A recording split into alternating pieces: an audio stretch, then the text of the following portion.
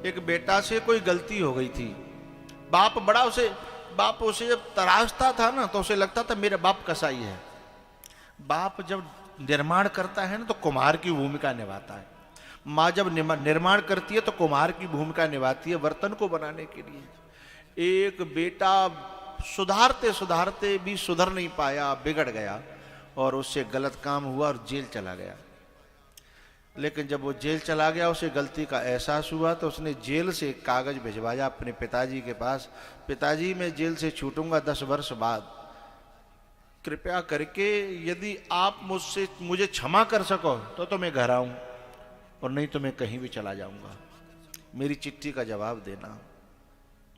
ऐसे उसने 10 चिट्ठियां डाली लेकिन कोई जवाब नहीं आया। फिर भी उसने अंतिम चिट्ठी में लिखा कि मैं ट्रेन में अपने गांव के स्टेशन होते हुए जाऊंगा।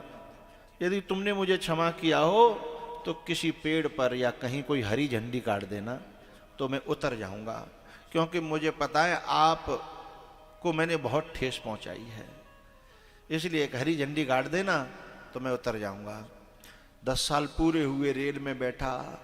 अब उसे डर लग रहा था, समझ में नहीं आ रहा था क्षमा किया कि नहीं किया। पर 10 साल बहुत होते हैं। गांव की याद आ रही थी, माता पिता की याद आ रही थी, गलती का उसने खूब एहसास उसे हुआ। जब गांव नजदीक आने लगा तो रो रो करके उसकी आंखों से उसे दिखाई नहीं दे रहा था। तो उसने बगल वाले को बिठाया, कहा इधर देखते चलना रे, खिड़की से मेरा गांव आने वाला है। यदि कहीं तुम्हें हरी झंडी दिख जाए तो मुझे बता देना। अब मेरी आंखों से मुझे दिखाई। तो जैसे उसका गांव आया, एक पेड़ को इशारा करते हुए उस आदमी ने बताया, सुनो सुनो भैया, झंडी तो नहीं है पर एक पेड़ दिखाई दे रहा है, देखो। तो एक पेड़ पर उसके माँ की पूरी साड़ी लिपटी हुई थी, हरी वाली।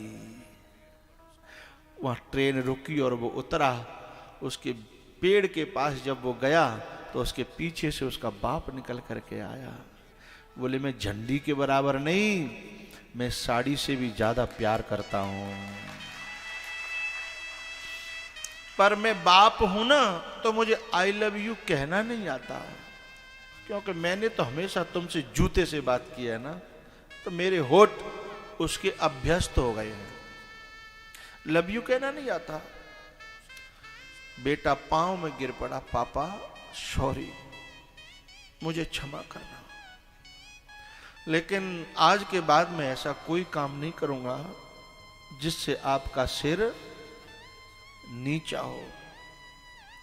चाहे बेटी हो चाहे बेटा, जो ये कहते हैं ना कि मेरी पर्सनल लाइफ है, मेरा पर्सनल जीवन है, मैं उनको कपूत कहता हूं।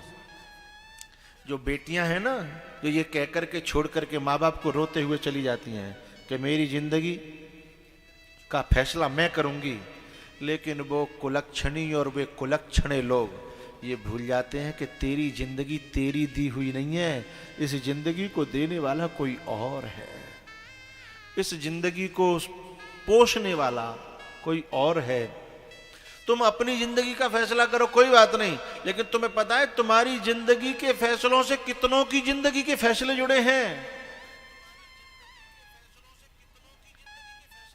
जिनकी बेटियां ऐसे कहकर के जो चली जाती हैं ना, पता है उनका बाप महीनों तो घर से नहीं निकलता, और यदि वो निकलता भी है तो नीचे निगाह करके इधर कोई हंस रहा हो तो उसे ऐसा लगता है कि मेरे ऊपर हंस रहा होगा। यदि कहीं से कोई ठहाके की आवाज आ जाए तो वो उधर जाता नहीं है, उस कांपता है। ये जीते जी की जो बहुत नरक जैसी जिंदगी दे करके जो अपने बाप को जा रही है, वो बेटी है। मैं उसके लिए शब्द प्रयोग करना नहीं चाहता, पर वो बेटी नहीं है। और ये मत समझना कि उसकी सजा वो भोगेगी नहीं, अगले जन्म में नहीं भोगेगी, इसी जन्म में भोगेगी। साहब, माँ बाप का दिल दुखा करके कौन सुखी हो सकता है?